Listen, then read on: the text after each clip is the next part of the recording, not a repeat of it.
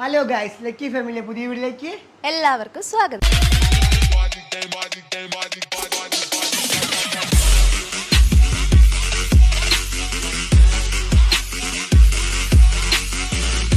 അപ്പോൾ ഇന്ന് നമ്മൾ പറയാൻ പോകുന്നത് നമ്മുടെ ലവ് സ്റ്റോറിയാണ്. 6 വർഷത്തെ. അപ്പോൾ ലവ് സ്റ്റോറി എങ്ങനെ സ്റ്റാർട്ട് ചെയ്യണമെന്ന് ചേട്ടൻ പറയും. ചേട്ടൻ പറ. ഒരു തുടക്കം തൊട്ടുള്ള കാര്യങ്ങൾ നമ്മൾ പറഞ്ഞുതരാം. നമ്മളിവിടെ ഒരു ക്ലബ്ബുണ്ട്. ആ ക്ലബിൻ്റെ അവിടെ വടംവലി മത്സരമാണ് മെയിൻ കേട്ടോ. നമ്മളിവിടെ ഈ ഏരിയയിലുള്ളവരെല്ലാം പയ്യന്മാരായിട്ട് ഇന്ന് വടംവലി പ്രാക്ടീസൊക്കെ ചെയ്യും. അങ്ങനെ നമ്മൾ ക്ലബ്ബിൽ വടംവലി മത്സരം വെച്ചപ്പോൾ അനുവിൻ്റെ വീട് മൈലച്ചിലാണ്. അപ്പോൾ അനുവിൻ്റെ ഒരു കൂട്ടുകാരി ഇവിടെ ഉണ്ട്. അപ്പോൾ അനുവിൻ്റെ കൂട്ടുകാരിയുടെ വീട്ടിലോട്ട് അനുവിൻ്റെ അനിയത്തിയും അല്ലേ ഫാമിലി മൊത്തം ഉണ്ടായിരുന്നല്ലേ. ഫാമിലി മൊത്തം വടംവലി മത്സരം കാണാൻ വേണ്ടി വന്നു. അന്ന് ഫസ്റ്റ് ടൈമാണ് ഞാൻ അനുവിനെ കാണുന്നത്. അപ്പോൾ അനു 10ാം ക്ലാസ്സിലാണ് പഠിച്ചുകൊണ്ടിരുന്നത് അല്ലേ. 10ാം ക്ലാസ്സിൽ പഠിച്ചുകൊണ്ടിരിക്കുന്നേ ഉള്ളൂ. ഞാനപ്പോൾ IT പഠിച്ചുകൊണ്ടിരിക്കുകയാണ്. ഞാനപ്പം ഡീസൽ മെക്കാനിക്ക് പഠിച്ചുകൊണ്ടിരിക്കുന്ന ടൈമാണ് അനു വരുന്നത്. അപ്പോൾ അനു വന്നു ആ മത്സരം കാണാൻ വേണ്ടി വന്നു. ഞാൻ ആ ടൈമിൽ എൻ്റെ ഫ്രണ്ട്സൊക്കെ ഉണ്ടായിരുന്നു. അപ്പോൾ അനു എവിടെയാണ്, വീട് എവിടെയാണ്, എന്താണെന്ന് ഒരു കാര്യം അറിയില്ല. വടംവലി മത്സരം റോഡിൻ്റെ അവിടെ നടുക്കൂടി നടന്നുകൊണ്ടിരിക്കുകയാണ്. നിറയെ ആൾക്കാരൊക്കെ എല്ലാവരും ഉണ്ട്. അപ്പോൾ അനു എന്നെ ക്രോസ് ചെയ്ത് അങ്ങ് നടന്നുപോയി. അന്ന് ആദ്യമായിട്ടാണ് ഞാനിവനെ കാണുന്നത്. അപ്പോൾ എനിക്കറിയില്ല ഇതാണ് എൻ്റെ തലയിൽ വരുന്ന കാര്യങ്ങളൊന്നും. അന്ന് ഞാൻ ആദ്യമായിട്ട് കണ്ടു. ആ വടംവലി മത്സരത്തിൻ്റെ ഓപ്പോസിറ്റുള്ള വീടിൻ്റെ മണ്ടയ്ക്കാണ് അനു മത്സരം കാണാൻ വേണ്ടി നിന്നത്. അപ്പോൾ ഞാൻ ഇവിടുന്ന് നോക്കി അനുവിനെ അന്ന് ആദ്യമായിട്ട് അനുവിനെ കണ്ടു. അന്ന് വേറെ ഇതൊന്നുമില്ല. ഞാൻ ജസ്റ്റ് കുറച്ച് നേരം, നമ്മൾ ആണുങ്ങളല്ലേ, കുറച്ച് നോക്കിയില്ല. അതുപോലെ അനുവിനെ മാത്രം ഞാൻ ഫോക്കസ് ചെയ്ത് കുറച്ച് നേരം നോക്കി. അനുവിൻ്റെ വഴിക്ക് പോയി. ഞാൻ മത്സരം കഴിഞ്ഞു, ഞാൻ വീട്ടിലോട്ട് വന്നു. ഇനി ബാക്കി കാര്യങ്ങളെല്ലാം അനു പറയും. ഞാൻ ചേട്ടനെ ആദ്യമായിട്ട് കണ്ടിട്ടുള്ള എൻ്റെ അനിയത്തി യൂട്യൂബ് കാണുമായിരുന്നു. അപ്പോൾ അതിൽ ചേട്ടൻ്റെ രണ്ടാനമ്മ ഒരിക്കലും പെറ്റമ്മയാവില്ല ആ സീരീസ്. അപ്പോൾ ഞാൻ 8-ലോ 9-ലോ ഒക്കെ പഠിക്കുന്നു. അനിയത്തി എന്നെക്കാൾ 3 വയസ്സ് ചെറുതാണ്. അപ്പോൾ അല്ല ഭയങ്കര ഫാനായിരുന്നു ചേട്ടൻ്റെ. നല്ല അഭിനയം. പിന്നെ കൂടെ പഠിച്ച ചേട്ടന്മാരൊക്കെ മൈൽസ് സ്കൂളിൽ പഠിച്ചവരാണ്. അപ്പം നല്ല അഭിനയം. ആ സമയത്ത് ഇങ്ങനെയൊന്നും അല്ലായിരുന്നു മുഖഷേപ്പൊക്കെ, കുറച്ചുകൂടെ ഇപ്പോഴും കൊച്ചൊക്കെ അല്ല. ആ സമയം കുറച്ചുകൂടെ കൊച്ചാണ്. പക്ഷെ ആക്ടിങ് ഒക്കെ കാണും. ഞാൻ ഭയങ്കരമായിട്ട് ഞാൻ കാണുമെന്നല്ല, അനിയത്തി കാണുമ്പോൾ ഇങ്ങനെ പറയുമായിരുന്നു, യൂട്യൂബിൽ കാണുന്ന ആ ചേട്ടൻ നല്ല അഭിനയം അങ്ങനെയൊക്കെ. യാദൃശികമായിട്ട് അന്ന് വടംവലിക്ക് പോയപ്പം കണ്ടു. ചേട്ടനാണ് ഏറ്റവും കൂടുതൽ എന്നെ ശ്രദ്ധിച്ചത് അല്ലേ. എനിക്കറിയാം യൂട്യൂബിലുള്ള ഒരു ചേട്ടനാണ്. പിന്നെ ഭയങ്കര ചാടയെന്നൊക്കെ വിചാരിച്ചു. കാരണം യൂട്യൂബിലുള്ള ആളുകളൊന്നും അങ്ങനെ നമ്മൾ ചിരിച്ച ഇങ്ങനെ ചിരിക്കും, ഒരു ഗൗരവമായിരിക്കുമല്ലോ. അതുകൊണ്ട് പിന്നെ നമ്മൾ വലുതായിട്ട് ചിരി അങ്ങനെയൊന്നും ഇല്ലായിരുന്നു. കൂട്ടുകാർ പറഞ്ഞിട്ട് ചേട്ടൻ ഒന്ന് പത്രത്തിലൊക്കെ വന്നിട്ടുണ്ടായിരുന്നു, ലക്കി ഫാമിലി അങ്ങനെ പറഞ്ഞിട്ട്. അങ്ങനെ ഞാൻ ചേട്ടൻ അറിയാതെ അവൾ പറഞ്ഞ് ചേട്ടൻ്റെ സ്റ്റോറിയൊക്കെ ഇടുമായിരുന്നു. അവൾ പറഞ്ഞു എൻ്റെ വീട്ടിനടുത്തുള്ള ചേട്ടനാണ്, യൂട്യൂബ് ചാനൽ തുടങ്ങി, ന്യൂസിലൊക്കെ വന്നു. അങ്ങനെ ആ ന്യൂസൊക്കെ എനിക്ക് അയച്ചു തന്ന് ഞാൻ ഇൻസ്റ്റഗ്രാമിൽ സ്റ്റോറിയൊക്കെ ഇട്ടിട്ടുണ്ട്. അതൊന്നും ഈ ചേട്ടൻ അറിഞ്ഞുകൂടാ, നമ്മൾ കാണുന്നതിനൊക്കെ മുന്നേ അല്ലേ. സ്റ്റോറി ഇട്ട കാര്യം ഇത് പറ്റുന്ന എനിക്കറിയില്ല. ഞാൻ ഇപ്പോൾ സ്റ്റാർട്ടിങ് തുടങ്ങുന്നേ ഉള്ളൂ. തുടങ്ങിയപ്പോൾ ഞാൻ എൻ്റെ അക്കൗണ്ട് എല്ലാവർക്കും, ഇൻസ്റ്റയിലുള്ള എൻ്റെ ഫ്രണ്ട്സിന് എല്ലാവർക്കും ഞാൻ ഓട്ടോമാറ്റിക് അയച്ചുകൊണ്ട് കൊടുത്തിട്ട് പറഞ്ഞാൽ ഒന്ന് സപ്പോർട്ട് ചെയ്യാൻ പറയണം എല്ലായിടത്തും. അപ്പോൾ ഞാൻ തുടങ്ങുന്നേ ഉള്ളൂ. എനിക്ക് യൂട്യൂബ് എന്താണ്, ഞാൻ ചുമ്മാ ഒരു റീൽസ് ആദ്യം ടിക്ടോക്കൊക്കെ ആയി തുടങ്ങി. അപ്പം ടിക്ടോക്ക് അപ്പോഴേക്ക് ബാൻ ചെയ്തു. ആ ടൈം ബാൻ ചെയ്തപ്പോൾ ചേച്ചീനെ പറഞ്ഞു, ഇവിടെ നമുക്ക് ചുമ്മാ കൂടി യൂട്യൂബ് തുടങ്ങാം. നമുക്കിതിനെപ്പറ്റി യൂട്യൂബിനെ പറ്റി എന്താണ് സംഭവം ഒന്നും അറിയത്തില്ലായിരുന്നു. ചുമ്മാ ചേച്ചിയും കൂടി പറഞ്ഞു, ഞാനും ചേച്ചി യൂട്യൂബിൽ ഓരോ വീഡിയോസ് ഇട്ട് തുടങ്ങി. ഒരു 3 ദിവസമൊക്കെ ആയപ്പോൾ 1 ലക്ഷം സബ്സ്ക്രൈബേഴ്സ് നമുക്ക് അടിച്ചു. അപ്പോഴേക്കും ഒരു 4ാമത്തെ ദിവസമൊക്കെ ആയപ്പോൾ നമ്മളെ പേര് പത്രത്തിലൊക്കെ വന്നു. നമ്മൾ ഈ കാര്യങ്ങളൊന്നും അറിയുന്നില്ല. പത്രത്തിലൊക്കെ വന്ന് വീടിൻ്റെ അടുത്തുള്ളവരൊക്കെ വന്ന് പറഞ്ഞ് ഇങ്ങനെയൊക്കെയാണ്. അപ്പോൾ നമുക്ക് എന്താണ് സംഭവം, ഇതിനെപ്പറ്റി എന്താ യൂട്യൂബിൻ്റെ കാര്യങ്ങളൊന്നും അറിയില്ല. പിന്നെ ചേച്ചി ഓരോരുത്തരെ കോൺടാക്ട് ചെയ്തു, കാര്യങ്ങളെല്ലാം മനസ്സിലാക്കി. അങ്ങനെ ചേച്ചിയാണ് ഇനി എല്ലാ കാര്യങ്ങളും ക്ലിയർ ചെയ്ത് കഴിഞ്ഞ് പറഞ്ഞത്. അതിൽ പിന്നെയാണ് അനു സ്റ്റോറി ഇട്ടതും അവിടെയുള്ളവരെല്ലാവരും എനിക്ക് സപ്പോർട്ട് ചെയ്യുന്ന കാര്യങ്ങളൊന്നും എനിക്കറിയില്ല. ഞാൻ ചുമ്മാ നോർമലായിട്ട് ഓരോ വീഡിയോസ് ഇട്ട് തുടങ്ങി, അത്രേ ഉള്ളൂ. അവള് നമ്മുടെ സ്കൂളിൽ പഠിച്ചുകൊണ്ടിരുന്ന സമയത്തൊക്കെ വന്ന് പറയുമായിരുന്നു, ചേട്ടൻ യൂട്യൂബ്, നമുക്ക് ഇങ്ങനെ ഫോണൊന്നും അപ്പോൾ ഉപയോഗിക്കാൻ പറ്റൂല, ട്യൂഷൻ ക്ലാസ്സിലൊക്കെയാണ്, വീട്ടിൽ പോയിട്ടായിരിക്കും നമ്മൾ വീഡിയോസൊക്കെ കാണാം. അങ്ങനെ അവൾ ഇങ്ങനെ എൻ്റെ അടുത്ത് പറഞ്ഞ്, അങ്ങനെ ഞാൻ ചേട്ടൻ അറിയാതെ ചേട്ടൻ്റെ സ്റ്റോറിയൊക്കെ ഞാൻ ഇടുമായിരുന്നു, റീലൊക്കെ ഞാൻ എടുത്ത് സ്റ്റോറിയൊക്കെ ഇടുമായിരുന്നു ഇൻസ്റ്റാഗ്രാമിൽ. ആ സമയമാണ് ഒരു ദിവസം ഞാൻ എക്കണോമിക്സ് അസൈൻമെൻറ്റ് എഴുതിക്കൊണ്ടിരിക്കുന്ന സമയം ഹായ് എന്നൊരു മെസ്സേജ് എൻ്റെ ഇൻസ്റ്റഗ്രാമിൽ. ആദ്യത്തെ ദിവസം ഞാൻ റിപ്ലൈ ഒന്നും കൊടുത്തില്ല. അത് നമ്മൾ ശ്രദ്ധിച്ചില്ല. ഞാൻ സത്യം പറഞ്ഞാൽ ഇൻസ്റ്റാഗ്രാം ഒന്നും അപ്പോൾ എനിക്ക് ഉപയോഗിക്കുക എങ്ങനെയെന്ന് അറിഞ്ഞുകൂടെയായിരുന്നു. ജസ്റ്റ് ഇങ്ങനെ ഇൻസ്റ്റാൾ ചെയ്തു, ചേട്ടൻ ഇത് കണ്ടു, സപ്പോർട്ട് ചെയ്തു, അങ്ങനെ. അപ്പം ഞാൻ ആദ്യം ഇത് കണ്ടപ്പോൾ ഞാൻ അതിശയിച്ചേ, ഈ ചേട്ടയില്ല ആ ചേട്ടൻ. അങ്ങനെ ഒരു ഇത് നമുക്ക് തോന്നും, അത് സ്വാഭാവികമായിട്ട്. ഇൻസ്റ്റാഗ്രാമിൽ ഇങ്ങനെ റീൽ ചെയ്യണ ചേട്ടൻ, യൂട്യൂബ് ചേട്ടൻ എന്നായിരുന്നു നമ്മളെ ക്ലാസ്സിലെ പിള്ളേരെല്ലാവരും പറഞ്ഞുകൊണ്ടിരുന്നത്. പിന്നെ ചേട്ടൻ്റെ പള്ളി പറഞ്ഞ കുറച്ച് പിള്ളേർക്കൊക്കെ ചേട്ടൻ്റെ ഇത് ക്രഷ് ഉണ്ടായിരുന്നു. അത് അവരൊക്കെ പറയണത് ഞാൻ കേട്ടിട്ടുണ്ട്. നമ്മൾ സത്യം നമ്മൾ സെറ്റ് ആവണതിന് മുന്നേ കോളേജിലും നമ്മൾ സെറ്റാണെന്ന് അറിഞ്ഞൂടാതെ പിള്ളേർ വീഡിയോസ് കണ്ട് എൻ്റെ അടുത്ത് പറഞ്ഞിട്ടുണ്ട്, എൻ്റെ ക്രഷാണ് ചേട്ടൻ. മെയിനായിട്ട് എൻ്റെ ക്രഷ് എന്നായിരിക്കില്ല പറയുന്നത്, വീഡിയോ കണ്ട് അതിലുള്ള വ്യക്തി അങ്ങനത്തെ രീതിയിലായിരിക്കും. എന്തായാലും കുറെ ക്രഷുമാരുണ്ടായിരുന്നു എനിക്ക് അറിയാന്നുള്ളവര്. അപ്പൊ അവരുടെ ഞാൻ ഓൺ ദ സ്പോട്ടിൽ പറയാം, അത് എന്റെ ചേട്ടനാണ്, നീ നിങ്ങളെ ക്രഷ് അടിച്ചിട്ടൊന്നും കാര്യമില്ല. നമ്മൾ ഇഷ്ടപ്പെടുന്നത് ഇപ്പൊ ഒത്തിരി മുന്നായി. നീ ഹായ് മെസ്സേജ് അതിന്റെ ബാക്കി പറ. അത് പറയാം. ഹായ് മെസ്സേജ് ഇട്ട് ആദ്യത്തെ ദിവസം ഞാൻ മൈൻഡ് ഒന്നും ചെയ്തില്ല, എനിക്ക് അറിഞ്ഞുകൂടാ അങ്ങനെ ഇൻസ്റ്റാഗ്രാം ഒന്നും ഉപയോഗിക്കാം. പിന്നെ റിക്വസ്റ്റ് ഉണ്ടപ്പം ഇത് മറ്റേ ചേട്ടയല്ലേ എന്ന് പറഞ്ഞിട്ട് ഞാൻ ഹായ് ഇട്ട് തിരിച്ച്. അപ്പോൾ ഉടനെ അടുത്ത മെസ്സേജ് അറിയാത്ത രീതിയിൽ പേരൊക്കെ ചോദിച്ച്. അപ്പം പേര് ചോദിച്ചിട്ട് ഞാൻ മെസ്സേജ് കണ്ടിട്ടെന്തോ റിപ്ലൈ കൊടുത്തില്ല. 2-3 ദിവസം കഴിഞ്ഞിട്ട് പേര് പറ ഇത്രയും സമയമോ എന്നെന്തോ ഈ ചേട്ടൻ മെസ്സേജ് ഇട്ട് എനിക്ക്. പേര് പറ മനസ്സിലാക്കിയല്ല, അങ്ങനെ പേര് പറ ഇത്രയും സമയമോ. അപ്പം ഞാൻ പിന്നെ മെസ്സേജ് ഇട്ട്, പിന്നെ സംസാരിച്ചപ്പോൾ നല്ല ഭയങ്കര ഫ്രണ്ട്ലി ആയിട്ട്. അങ്ങനെയാണല്ലോ മെസ്സേജ് ഓട്ടോമാറ്റിക് ആയിട്ട്. ഇവർക്ക് അതിനെ പറ്റി അറിയില്ല, എനിക്ക് അറിഞ്ഞൂടെയായിരുന്നു. അങ്ങനെ മെസ്സേജ് ഒക്കെ ഇട്ടിട്ട് നമ്മളെ കാര്യങ്ങൾ, വീട്ടിലെ കാര്യങ്ങൾ, പിന്നെ ഇവിടത്തെ നിക്കിയില്ല ആ സമയത്ത്, ലക്കി കുട്ടിയുണ്ട്, ലക്കി കൊച്ചായിരുന്നു ആ സമയത്ത്, ചേച്ചിയൊക്കെ ഡെലിവറി കഴിഞ്ഞ് നിൽക്കുന്ന ആ സമയം. അങ്ങനെ അവരുടെ കാര്യങ്ങളൊക്കെ ചോദിച്ച്, ചേട്ടൻ എൻ്റെ വീട്ടിലെ കാര്യങ്ങൾ ചോദിച്ചു. എനിക്കൊരു അനിയത്തിയുണ്ട്, അമ്മ അച്ഛൻ. ആ ടൈമിൽ ലക്കിയില്ലായിരുന്നു. അതിന് ശേഷമാണ് ആ ടൈമിൽ ലക്കിയില്ലായിരുന്നു. അത് കഴിഞ്ഞിട്ടാണ് ലക്കി പ്രസവിച്ചത്. അങ്ങനെ ഇട്ട് നമ്മൾ പള്ളിയിൽ തിരുനാളിൻ്റെ സമയത്താണ് എൻ്റെ കയ്യിൽ ഫോൺ കിട്ടണേ. കാരണം അമ്മയുടെ ഒരു ഫോൺ മാത്രമാണ് യൂസ് ആക്കിക്കൊണ്ടിരുന്നത്. അതുകൊണ്ട് നമുക്ക് അമ്മയെ പേടിയാണ്. ഫോണ് മെസ്സേജ് കാണുമ്പോൾ അല്ലോ അമ്മ നോക്കൂ അങ്ങനെ ഒരു ഇത് ഹൈഡ് ചെയ്തിടാനൊന്നും നമുക്ക് അറിഞ്ഞുകൂടാ. ആ സമയം അമ്മ ഉപയോഗിച്ചിരുന്ന ഫോണ് എപ്പോഴെങ്കിലും ആയിരിക്കും നമ്മുടെ കയ്യിൽ ഫോൺ ഇടണം. പിന്നെ ചേട്ടൻ മെസ്സേജ് അയക്കും, അയ്യോ ആ ചേട്ടൻ മെസ്സേജ് ഇട്ട് കാണുമല്ലോ, അങ്ങനെ ഒരു ഇതായി. എല്ലാ കാര്യങ്ങളും ചോദിച്ച്, ക്ലാസിന്റെ കാര്യങ്ങളെല്ലാം ചോദിച്ചു. അപ്പോഴേക്കും അനു 10ാം ക്ലാസ് കഴിഞ്ഞു. അപ്പോഴേക്കും +1 പഠിക്കാൻ പോകുന്നു. +1 പഠിച്ചത് ഞാൻ PR William higher secondary school Kattakada 1 തൊട്ട് 10 വരെ പഠിച്ചത്. ഭയങ്കര ബുദ്ധിയായിരുന്നു കേട്ടോ 10ാം ക്ലാസ്സില്. എന്റെ അടുത്ത് മെസ്സേജ് എങ്കിലും 10ാം ക്ലാസ്സിൽ 10A+ ഉണ്ടായിരുന്നു. 10ാം ക്ലാസ്സിൽ 10A+ ഉണ്ടായിരുന്നു. അതിന് +1 ഞാൻ ആദ്യമായിട്ട് മീറ്റ് ചെയ്യാന്ന് പറഞ്ഞാൽ അനു യൂണിഫോം ഇട്ടിട്ടുണ്ട്, ഞാൻ കളർ ഡ്രസ് ഇട്ട് ഞാൻ ബസ്സിൽ പോവുകയാണ് അനുവിനെ കാണാൻ വേണ്ടി. അപ്പോൾ അനു കണ്ട് ദൂരെ ഇരിക്കുകയാണ്, ബസ്സിൽ കയറിയല്ലേ.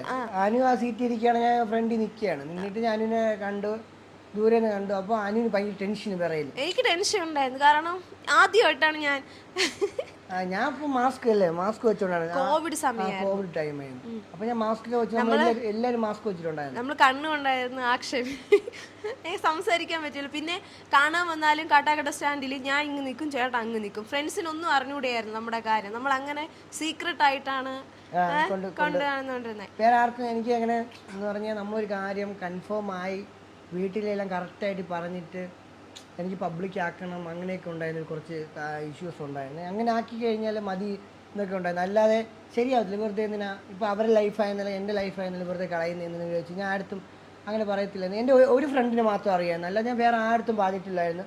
അനുവിൻ്റെ അടുത്ത് ഞാൻ പറഞ്ഞിട്ടുണ്ടായിരുന്നു, വേറെ ആർക്കും പറയുന്നു വേണ്ട, നമുക്കിതെല്ലാം വീട്ടിലെല്ലാം കല്യാണമൊക്കെ ആലോചിക്കുന്ന ടൈമിൽ മാത്രം നമുക്ക് പബ്ലിക് ആക്കിയാൽ മതി. അല്ല ഇത്രയും കാലമായിട്ട് ഞാൻ ഇൻസ്റ്റയിലായിരുന്നാലും ഞാൻ ഇതേപോലെ നമ്മളെ സ്റ്റോറീസാ അങ്ങനെ നമ്മൾ മീറ്റ് ചെയ്യുന്നത് ഒന്നും ഞാൻ സ്റ്റോറിയോ ഒന്നും ഇട്ടിട്ടില്ല. അങ്ങനെ ആർക്കും അറിയത്തില്ലായിരുന്നു. ഞാൻ ഇതേപോലെ അനുവിന് ഞാൻ മെസ്സേജ് അയക്കുന്ന കാര്യമായിരുന്നാലും എൻ്റെ ആ ഫ്രണ്ടിനെ അല്ലാതെ വേറെ ആർക്കും ഞാൻ ചോദിക്കുമായിരുന്നു. ഞാൻ പറഞ്ഞില്ലടാ, നമുക്ക് ആ ഒരു ടൈം ആയ ശേഷം മതി എന്നുള്ള രീതിയായിരുന്നു. അപ്പോൾ അതിന് കൊറോണയ്ക്ക് മുമ്പേ നമ്മൾ റിലേഷൻ ആയിരുന്നു. ആ ടൈം ഞാൻ IT പഠിച്ചു കഴിഞ്ഞിട്ട് ഞാൻ ഇപ്പം ജോലിക്ക് പോയായിരുന്നു. ഞാൻ എല്ലാ പണിക്കും പോയിട്ടുണ്ട് കേട്ടോ, വെൽഡിങ്, അപ്പോൾ പെയിൻറ്റിങ്, അങ്ങനെ എല്ലാ ജോലിക്കും പോയിക്കൊണ്ട ടൈമിലായിരുന്നു അനുവിന് ഞാൻ മെസ്സേജ് ചെയ്യുന്ന ടൈം. ആ ടൈമിൽ എനിക്ക് ആർമിയിൽ സെലക്ഷൻ കിട്ടിയിട്ടുണ്ടായിരുന്നു. കൊറോണയ്ക്ക് മുമ്പായിട്ട് ഒരു ലാസ്റ്റ് ടെസ്റ്റ് ഉണ്ടായിരുന്നു. ആ ടെസ്റ്റ് ഞാൻ അവിടെ പഠിക്കാൻ പോയി. 1 മാസം അവിടെ നിന്നാണ് പഠിക്കുന്നത്. ടെസ്റ്റിന് പഠിക്കുമ്പോൾ ഫിസിക്കലും മെഡിക്കലും എല്ലാം കഴിഞ്ഞ് നീ എക്സാം മാത്രം ആ ടൈമിൽ ഞാൻ അവിടെ നിന്ന് പഠിക്കുന്ന ടൈമിലാണ് അനുവിന് എക്സാം അല്ലേ 10ാം ക്ലാസ്സിലെ എക്സാം. അപ്പോൾ ഞാൻ വല്ലപ്പോഴേക്ക് എനിക്ക് ഫോൺ കിട്ടത്തുള്ളൂ. അങ്ങനെ മെസ്സേജ് ചെയ്തിട്ട് ഞാൻ പറയുന്നു എടാ ഇതേപോലെ ആയിരുന്നു എനിക്ക് എക്സാമൊക്കെയാണ് എനിക്ക് വേണ്ടി പ്രാർത്ഥിക്കണം അങ്ങനെയൊക്കെ പറഞ്ഞു. ആ ടൈം ആയപ്പോഴേക്കും എൻ്റെ പ്രതീക്ഷകളെല്ലാം തകർന്നു. കൊറോണ വന്നു. അപ്പോഴേക്കും എക്സാമെല്ലാം ക്യാൻസലായി. ഞാൻ മൊത്തം മെൻ്റലി ഞാൻ ഡൗണായി എന്ന് പറയുമ്പോൾ ഞാൻ ഞാൻ എന്ത് ചെയ്യണം. എനിക്ക് ഭയങ്കര ഡ്രീമായിരുന്നു. ഞാൻ കൊച്ചിലോട്ടെ ചേട്ടൻ ആർമി കയറിയ ശേഷം എൻ്റെ ഭയങ്കരപ്പെട്ട ഒരു ആഗ്രഹമായിരുന്നു ആർമി കയറണം അങ്ങനെയൊക്കെയുള്ള കാര്യം. അപ്പം ഈ കൊറോണ ഇങ്ങോട്ട് വന്നു ആർമിയിലുള്ള അപ്പോഴെനിക്ക് ഏജ് ഔട്ടായി 24 എന്തോ ആയി. അപ്പോഴേക്ക് ഏജ് ഔട്ടായി എനിക്കാണെങ്കിൽ ആർമിയിലുള്ള ചാൻസ് നഷ്ടപ്പെട്ടു. പിന്നെ ഞാൻ ഭയങ്കര ഡൗണായി. പിന്നെ ഞാൻ എന്ത് ചെയ്യണം.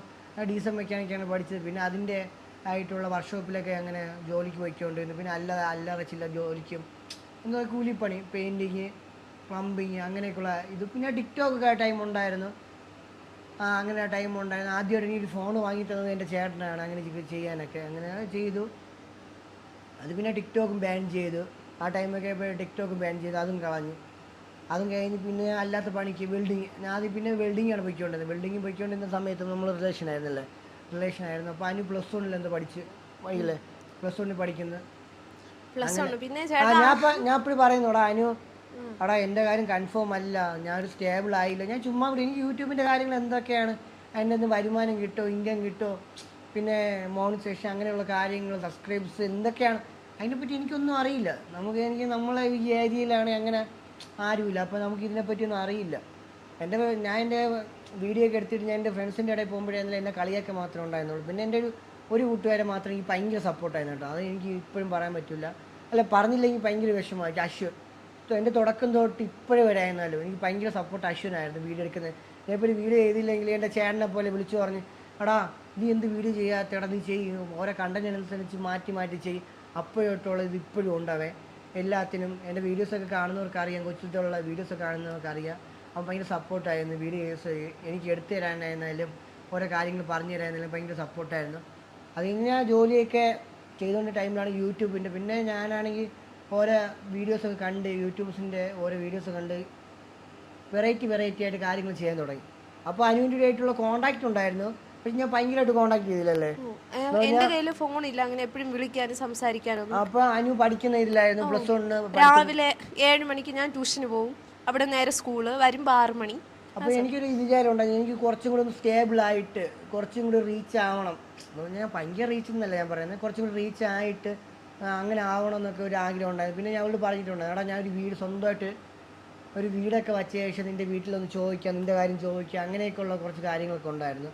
അല്ലെങ്കിൽ ശരിയാവില്ല അങ്ങനെ ഇല്ല. ഇപ്പം താമസിക്കുന്ന വീട് ചെയ്യേണ്ടതാണെന്ന് വെച്ചാൽ വേറെ കുഴപ്പമൊന്നും ഉണ്ടെന്നല്ല ഞാൻ പറഞ്ഞത്. അല്ല നമുക്ക് സ്വന്തമായിട്ട് ഒരു വീട് വയ്ക്കുന്ന പറയുമ്പോൾ അപ്പോൾ ഒരു പ്രത്യേകിച്ചുള്ള ഡ്രീമായിരുന്നു എനിക്കൊരു സ്വന്തമായിട്ട് വീട് വയ്ക്കണമെന്ന്. ഇപ്പം എൻ്റെ വീടിൻ്റെ പണിയെല്ലാം കഴിഞ്ഞ് ഇനി പാല് വെച്ച് മാത്രം എടുത്താൽ മതി അങ്ങനെ നിൽക്കുകയാണ്. അപ്പോൾ ഞാൻ അവളോട് നേരത്തെ പറഞ്ഞിട്ടുണ്ടായിരുന്നു എടാ ഞാൻ സ്വന്തമായിട്ട് ഒരു കുറച്ചും കൂടി സ്റ്റേബിളായിട്ട് നിൻ്റെ വീട്ടിൽ ഒന്ന് ചോദിക്കാം. അപ്പോൾ +1 പഠിച്ചുകൊണ്ടിരിക്കുന്നേ ഉള്ളൂ. ഞാൻ അങ്ങനെയായിട്ട് ഭയങ്കരമായിട്ട് കാണാനും പോകത്തില്ല. നീ ഇപ്പോൾ പഠിക്കുകയായിരുന്നു. അപ്പം എനിക്കെന്തായാലും അറിയാം പഠിക്കുന്ന കൊച്ചിന് വെറുതെ ശല്യം. ഞാൻ 10ാം ക്ലാസ് 10A+ കേട്ടപ്പോൾ ഞാൻ ഞെട്ടിപ്പോയി. ഇനി വെറുതെ എന്തിനാണ് ഭയങ്കരമായിട്ട് നമ്മൾ ഡൗൺ ആവേണ്ടെന്ന രീതിയിൽ ഞാൻ അങ്ങനെ ഭയങ്കരമായിട്ട് ശല്യപ്പെടുത്തായിരുന്നു. ഒരു കാര്യത്തിൽ ഞാൻ അങ്ങനെ ഭയങ്കര ശല്യപ്പെടുത്തായിരുന്നു. വല്ലപ്പോഴേക്കും മെസ്സേജ് ചെയ്യും വല്ലപ്പോഴേക്കും ഞാൻ കാട്ടാക്കട സ്റ്റാൻഡിലേക്ക് പോയി കാണും സുഖമാണെന്നൊക്കെ ചോദിക്കും. സ്റ്റാൻഡിൽ വന്നാലും നമ്മൾ അങ്ങനെ സ്റ്റാൻഡ് ഭയങ്കര ഫാൻസ് ആയിരിക്കും അവിടെ. എനിക്ക് ഞാൻ പറഞ്ഞുതരാം. സ്റ്റാൻഡില് കാട്ടാക്കട സ്റ്റാൻഡില് കുളത്തുമോൾ സ്കൂളിൽ നിന്നും നമ്മളെ കോളേജിൽ നിന്നൊക്കെ ഇഷ്ടംപോലെ പിള്ളേർ കാണും. നമ്മൾ ഒരിക്കലും അടുത്തടുത്ത് നിൽക്കൂല. കാരണം ആർക്ക് നമ്മുടെ കാര്യം അറിഞ്ഞുകൂടെയായിരുന്നു. മാസ്ക് ഒക്കെ വെച്ചിട്ടായിരിക്കും. ചേട്ടനും അച്ഛൻ ചേട്ടനും കൂടെ കാണും. അങ്ങനെ മാസ്ക് ഒക്കെ വെച്ചിട്ട് ദൂരെ നിൽക്കും. ഞാൻ നോക്കുമ്പോൾ പിള്ളേരൊക്കെ വന്ന് സെൽഫി ഒക്കെ എടുക്കും. അങ്ങനെ ആ ഒരിത് വന്നാലും നമ്മൾ അങ്ങനെ അധികം സംസാരിക്കില്ല. ഞാൻ ബസ് കയറി പോകുമ്പോ ചേട്ടൻ സംസാരിച്ചു തുടങ്ങി. +2 കഴിഞ്ഞു. ഫോൺ എന്റെ കയ്യിൽ സ്വന്തമായിട്ട് കിട്ടി. +2 കഴിഞ്ഞു. +2 വരെ ഇവിടെ വീട്ടിലൊരു കാര്യങ്ങളും അറിഞ്ഞിട്ടില്ല എന്ന് വെച്ച് കഴിഞ്ഞാൽ അറിയിക്കാൻ അതിനിടെ ഉണ്ടാക്കില്ല. ഭയങ്കരമായിട്ട് ഫോൺ വിളിക്കാൻ പോയിട്ടില്ല, കാണാൻ പോയിട്ടില്ല. എനിക്കറിയുമ്പോൾ പഠിക്കുന്നത് അങ്ങനെ +2 പഠിച്ചു കഴിഞ്ഞു. അപ്പോഴും ഇതേപോലെ ആയിരുന്നു മെയിൻറ്റെയിൻ ചെയ്തുകൊണ്ട് പോയി. +2 പഠിച്ചു കഴിഞ്ഞു. +2 ടൈം ആയപ്പോൾ അനിയത്തി അറിഞ്ഞല്ലേ. അങ്ങനെയാണ് നമ്മൾ അനിയത്തി അറിയുന്നത്.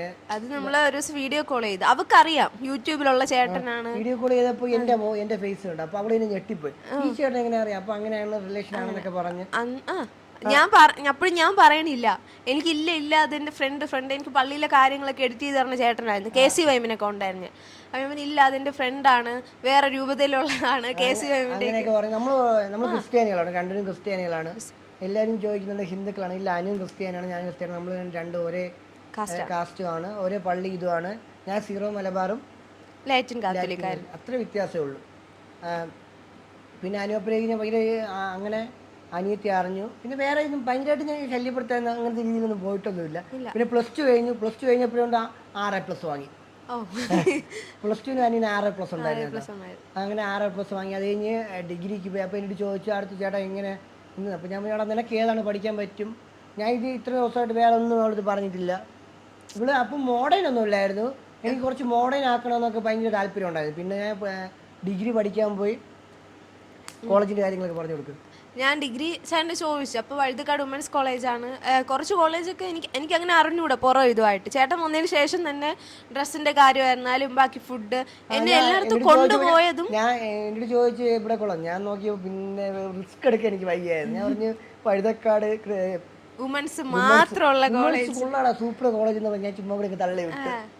കോളേജ് കൊള്ളാം, തള്ളി വിട്ട്. വെറുതെ റിസ്ക് എടുക്കുന്നത് ഈ കാര്യത്തിൽ. അവിടെ അനു അങ്ങനെ പഠിക്കാൻ പോയി. ഡിഗ്രി ഫസ്റ്റ് ഇയർ പഠിക്കാൻ പോയി. ഫസ്റ്റ് ഇയർ ഒരു പകുതിയൊക്കെ ആയപ്പോൾ പിന്നെ ഞാൻ കാണാൻ പോയി. പിന്നെ അനുവിൻ്റെ കോസ്റ്റ്യൂമൊക്കെ ഭയങ്കര നാടൻ പിള്ളേരെ പോലെ ആയിരുന്നു. മുടിയൊക്കെ ഇങ്ങനെ അല്ലായിരുന്നു കേട്ടോ. ഇതൊക്കെ ഭയങ്കര നിങ്ങളിപ്പം കാണുന്ന അനു അല്ലായിരുന്നു അപ്പോഴത്തെ.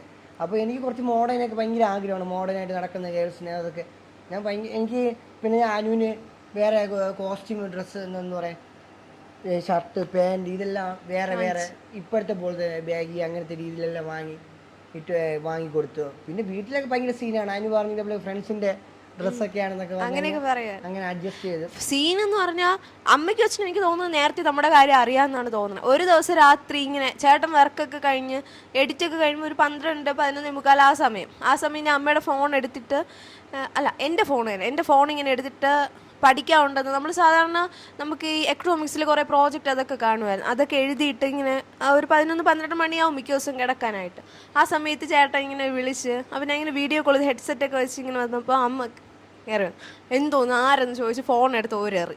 അതാണ് ആദ്യത്തെ സീന്. അന്ന് പിന്നെ ഞാൻ ഫോണൊന്നും എടുത്തില്ല. ഞാൻ പിറ്റേ ദിവസം എണീച്ച് വന്നു. എൻ്റെ അമ്മ അന്ന് രാത്രി പറഞ്ഞു നാളെ അച്ഛൻ എണീച്ചിട്ട് കാണിച്ചു തരാം. അച്ഛൻ ഇതൊന്നും അറിഞ്ഞുകൂടെയായിരുന്നു. ഫോണ് ടേബിളിൻ്റെ പുറത്ത് ഇങ്ങനെ കമ്മർന്ന് കിടന്നു. ഞാൻ രാവിലെ എണീക്കണത് വരെ ഇങ്ങനെ കമ്മർന്ന് കിടന്നു. പിന്നെ രാവിലെ വലിയ സീനൊന്നും ഇല്ലായിരുന്നു. അമ്മ എനിക്ക് തോന്നുന്നു അച്ഛൻ്റെ അടുത്ത് പറഞ്ഞാണ്. അച്ഛൻ എൻ്റെ അടുത്തൊന്നും ചോദിച്ചില്ല.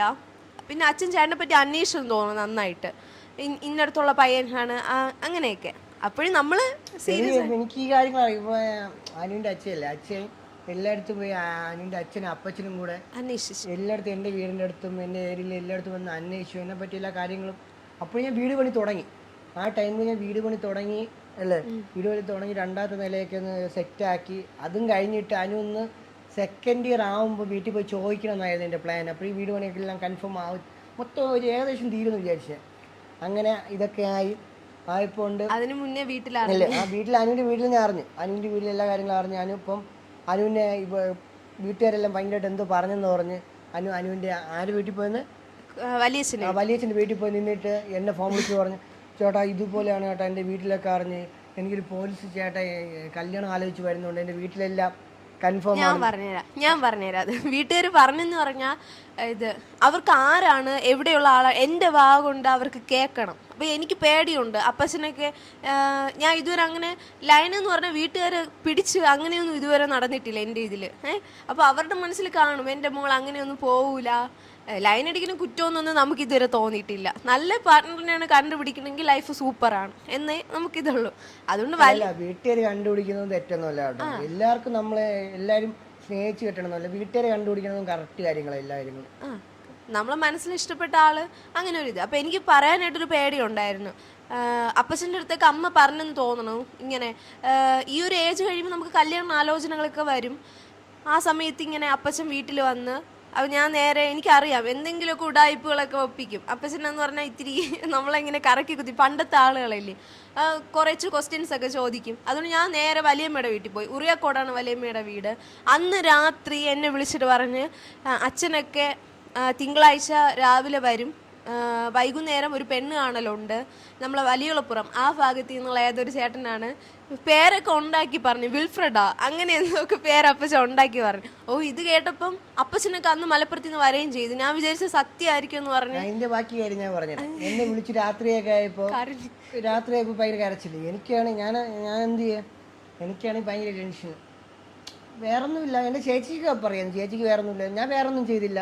ഇവിടെ എന്നെ വിളിച്ച് ഭയങ്കര കരച്ചില്ല. എനിക്കാണെങ്കിൽ വിഷമമായി പോയി. വീടിൻ്റെ അകത്ത് വീട്ടിൽ നിന്ന് ഞാൻ വേറൊന്നുമില്ല, ഞാനും അമ്മയും അച്ഛനും ചേച്ചിയും എല്ലാം കൂടി കഴിക്കുന്ന ഒരുമിച്ചത്. ഞാൻ അതിന് മുമ്പ് എൻ്റെ ചേട്ടനെ വിളിച്ച് പറഞ്ഞു, ചേട്ടാ ഇതുപോലെയാണ് കാര്യം. ചേട്ടൻ നേരത്തെ ഞാൻ പറഞ്ഞിട്ടുണ്ടായിരുന്നു, ഞാൻ എന്ത് തീരുമാനം എടുത്താലും ഞാൻ എൻ്റെ ചേട്ടനെ വിളിച്ച് ആദ്യം പറഞ്ഞു, ചേട്ടാ ഇങ്ങനെയാണ് കാര്യം.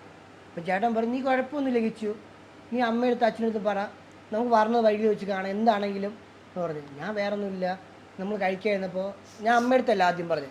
ഞാൻ എൻ്റെ അച്ഛനും ഞാൻ കഴിച്ചുകൊണ്ട സമയത്ത് ഞാൻ അച്ഛനോട് പറഞ്ഞു, അച്ഛൻ ഇതുപോലെ എനിക്കൊരു കൊച്ചിന് ഇഷ്ടമുണ്ട്. അപ്പോൾ അച്ഛൻ ചോദിച്ചു എവിടെയുള്ള കാസ്റ്റ് ചെയ്ത് ജാതി ചെയ്ത് ഇതിനെപ്പറ്റി ഒന്നും അച്ഛൻ ചോദിച്ചില്ല, വേറെ ഒന്നും ചോദിച്ചില്ല. കൊച്ചിന് വീട് എവിടെ, കൊച്ചിന് നിന്നെ ഇഷ്ടമുണ്ടാകും ചോദിച്ചു. അപ്പോൾ ഞാൻ പറഞ്ഞു, അച്ഛൻ അവൾക്കൊരു ഇതുപോലെ പെണ്ണ് കാണാൻ വരുമെന്ന് പറഞ്ഞ് എനിക്ക് അതിനെപ്പറ്റി ടെൻഷനാണ് അച്ഛൻ, ഇതുപോലെ കാര്യം ഞാൻ പറഞ്ഞു അച്ഛൻ്റെ അടുത്ത് ഇതുപോലെയാണ് കാര്യമെന്ന്. അപ്പോൾ അച്ഛൻ പറഞ്ഞു, മക്കളെ നിനക്ക് അവൾക്ക് നിന്നെ ഇഷ്ടമുണ്ടോ, നമുക്ക് പറഞ്ഞെടുത്ത് വെച്ച് കാണാം.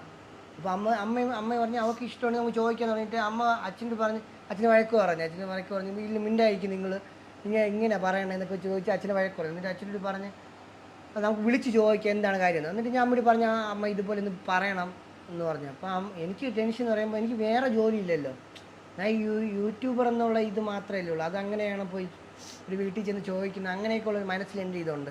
ആരെങ്കിലുമൊക്കെ ചോദിച്ചാൽ യൂട്യൂബർ എന്ന് എങ്ങനെയാണ് പറയുന്നത്, അങ്ങനെയൊക്കെ. ഞാൻ വിചാരിച്ച് വേറെ ഒരു ബിസിനസ്സും കൂടെ എന്തെങ്കിലും ഇതിൻ്റെ ഒപ്പം തുടങ്ങിയിട്ട് അനുവിൻ്റെ വീട്ടിൽ പോയി അവതരിപ്പിക്കാമെന്നൊക്കെ ആയിരുന്നു എൻ്റെ പ്ലാന്.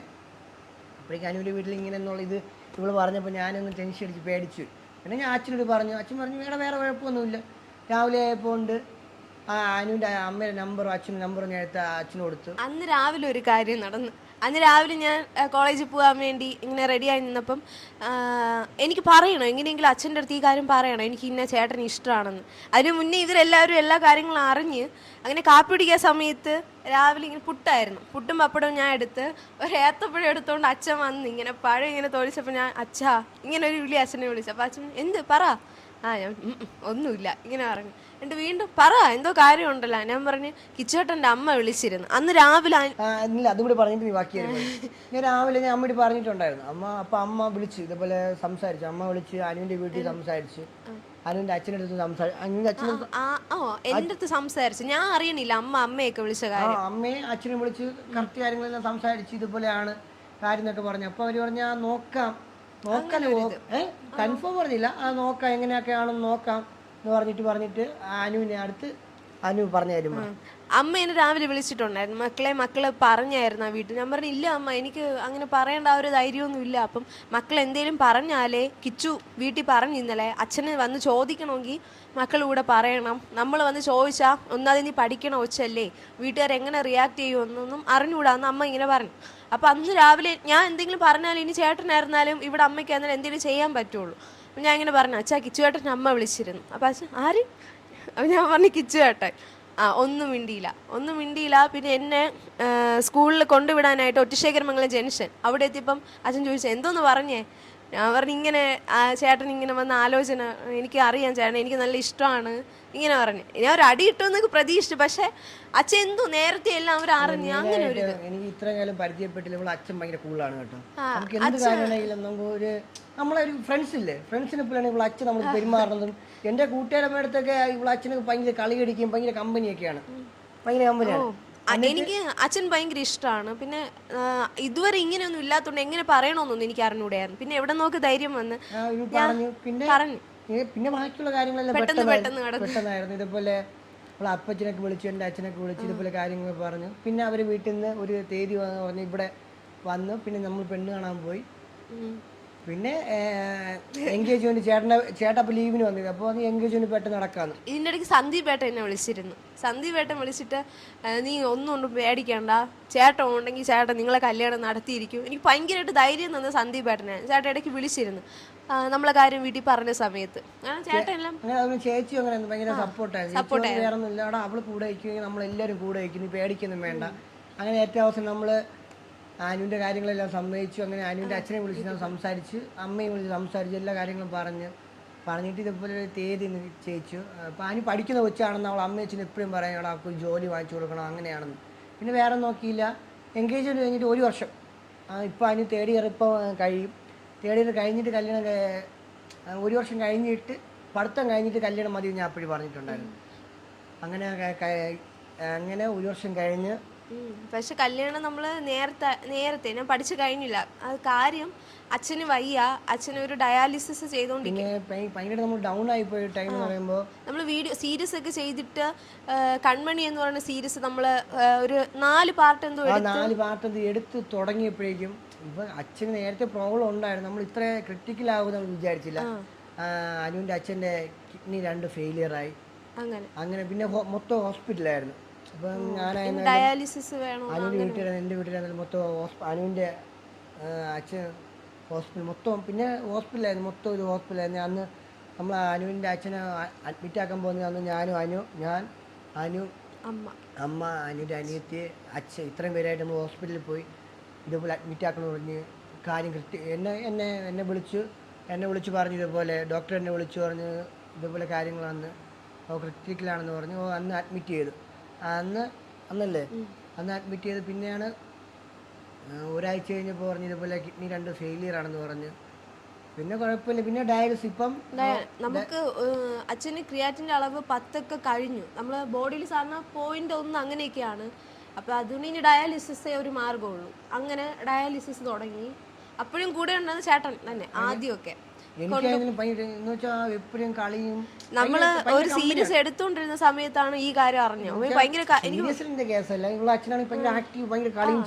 അങ്ങനെ ഒരു ഇതാണ് അച്ഛൻ. ഇപ്പൊ ഞാൻ അവിടെ പോയിരുന്നാലും എൻ്റെ അടുത്ത് കളിയും കോമഡി ഒരു ഫ്രണ്ട്സിനെ പോലെയാണ് ഇവിടെ അച്ഛനൊക്കെ. അവളെ അച്ഛനായാലും അമ്മയായാലും അവളെ അനിയത്തിയൊക്കെയാണെങ്കിൽ ഭയങ്കര കമ്പനിയാണ് കേട്ടോ നമ്മുടെ അടുത്ത്. എൻ്റെ അടുത്ത് എന്നൊക്കെ പറയുമ്പോൾ എല്ലാ കാര്യങ്ങളും അവളെ എല്ലാ കാര്യങ്ങളും എൻ്റെ അടുത്ത് ഷെയർ ചെയ്ത് പറയും. അപ്പം അങ്ങനെ ഒരു ഫ്രണ്ട്സിനെ പോലെയാണ് അവൾ എൻ്റെ അടുത്ത്. ഞാൻ ഇങ്ങനെ പെട്ടെന്ന് ഇവിടെ അച്ഛൻ്റെ കാര്യം കൂടെ ആയപ്പോഴേക്കും ഭയങ്കര ഡൗൺ ആയി. പിന്നെ നമ്മൾ കല്യാണം ഡേറ്റൊക്കെ നേരത്തെ ഫിക്സ് ചെയ്തു. അച്ഛന് ഇപ്പം കല്യാണം നടത്തണം അങ്ങനെ ഒരു ഇതായി ആഗ്രഹമായി. പിന്നെ നമ്മളെ വീട്ടുകാരായാലും പറഞ്ഞ് പെട്ടെന്ന് നടത്താം, കുഴപ്പമൊന്നുമില്ല. പിന്നെ പെട്ടെന്ന് എല്ലാ കാര്യങ്ങളും പെട്ടെന്ന് നടത്തി. ഇപ്പം കുഴപ്പമില്ല. അതിൻ്റെ അച്ഛൻ കല്യാണം വിളിച്ച് ഒരാഴ്ച ഹോസ്പിറ്റലായിരുന്നു. ഭയങ്കര എന്തു പറയാ ഇൻഫെക്ഷൻ. അനുവിന്റെ അച്ഛൻ ആ ടൈമിൽ ഹോസ്പിറ്റലായി. കല്യാണത്തിന്റെ 2 ദിവസം മുമ്പ് എന്തോ ആണ് വീട്ടിൽ വന്നത്. അങ്ങനെയൊക്കെ ഭയങ്കര വിഷമമായിരുന്നു. ആ സമയത്തൊക്കെ ഒരിതാണ് നമ്മൾ കല്യാണം അടുത്ത് അച്ഛൻ ഇവിടെ ഇല്ല. പിന്നെ അതിന് മുന്നേ അച്ഛൻ കാര്യങ്ങളൊക്കെ എല്ലാം ഏകദേശം ഓടി നടന്നെല്ലാം ചെയ്തു. അതല്ല എൻ്റെ അടുത്ത് കല്യാണം കഴിക്കുന്ന മുമ്പേ ആയിരുന്നാലും എൻ്റെ അടുത്തായിരുന്നാലും എൻ്റെ അച്ഛൻ്റെ അടുത്തായിരുന്നാലും അനുവിൻ്റെ അച്ഛൻ പറഞ്ഞിട്ടുണ്ടായിരുന്നു. ഈ കാര്യം തെളിച്ച് പറഞ്ഞിട്ടുണ്ട്. അനുവിൻ്റെ അച്ഛൻ രോഗിയാണ്. അനുവിൻ്റെ അമ്മയൊക്കെ പറഞ്ഞിട്ടുണ്ട് അച്ഛനൊരു രോഗിയാണ്, വയ്യാത്തതാണ്, ഇങ്ങനെയൊക്കെയാണ് കാര്യങ്ങൾ എന്നൊക്കെ നേരത്തെ നമ്മൾ ഇപ്പോഴല്ല, നേരത്തെ നമ്മൾ കല്യാണം എൻഗേജ്മെൻറ്റിന് മുമ്പേ നമ്മൾ ഉറപ്പിക്കുന്നതിന് മുമ്പേ എല്ലാ കാര്യങ്ങളും ഡീറ്റെയിൽ ആയിട്ട് അനുവിൻ്റെ അച്ഛൻ്റെ എല്ലാ കാര്യങ്ങളും നമ്മളിത് പറഞ്ഞിട്ടുണ്ടായിരുന്നു. പിന്നെ ഇങ്ങനെയൊക്കെ ആവുമെന്ന് പെട്ടെന്ന് നമ്മൾ വിചാരിച്ചില്ല. അതിലൊക്കെ ഭയങ്കര വിഷമമാണ്. ഇപ്പോൾ ഓക്കെ ആയി. പിന്നെ ഒരു സർജറിയൊക്കെ ചെയ്ത് കിഡ്നി മാറ്റി വയ്ക്കുക എന്നൊക്കെയാണ് കൺഫേം ഒക്കെ ആക്കിക്കുന്നത്. അതൊക്കെ മാറ്റി വയ്ക്കുമ്പോൾ ആശാൻ ഓക്കെ വരും. അത് മാത്രമേ ഇപ്പോൾ വിഷമമായിട്ടുള്ളൂ. നമ്മുടെ ലൈഫിലൊക്കെയാണ് വല്ല ഹാപ്പി ആയിട്ട് പോയത്. പിന്നെ ഇന്നാള് നമ്മൾ റിയാക്ട് ചെയ്തോണ്ട് വേറെ റിയാക്ട് ചെയ്തതല്ല കേട്ടോ അത്. പിന്നെ ലക്കിയൊക്കെ അങ്ങനെ പറഞ്ഞപ്പോൾ എനിക്ക് ഭയങ്കര വിഷമമായി. അത് നമ്മളുണ്ടല്ലോ നമ്മുടെ മനസ്സിൽ അങ്ങനെ നമ്മളെ മക്കളെ പോലെയാണ് ലക്കി നിക്കിയൊക്കെ. അപ്പൊ നിങ്ങൾ ഇങ്ങനെ നമ്മൾ സപ്പോർട്ട് ചെയ്ത ഒരുപാട് പേരുണ്ട്. അവരല്ല നമ്മൾ പറയുന്നത്. ഇങ്ങനെ റിയാക്ഷൻ വീഡിയോ ഒക്കെ ഇടുമ്പോൾ കൊച്ചല്ലേ അവര് മനസ്സിൽ നമ്മളോടുള്ള സ്നേഹം കൊണ്ടാണ് ലക്കി വന്നിരുന്നത്. ചേച്ചി കൊച്ചിനെ പിടിച്ച് മാറ്റിയില്ല. പിന്നെ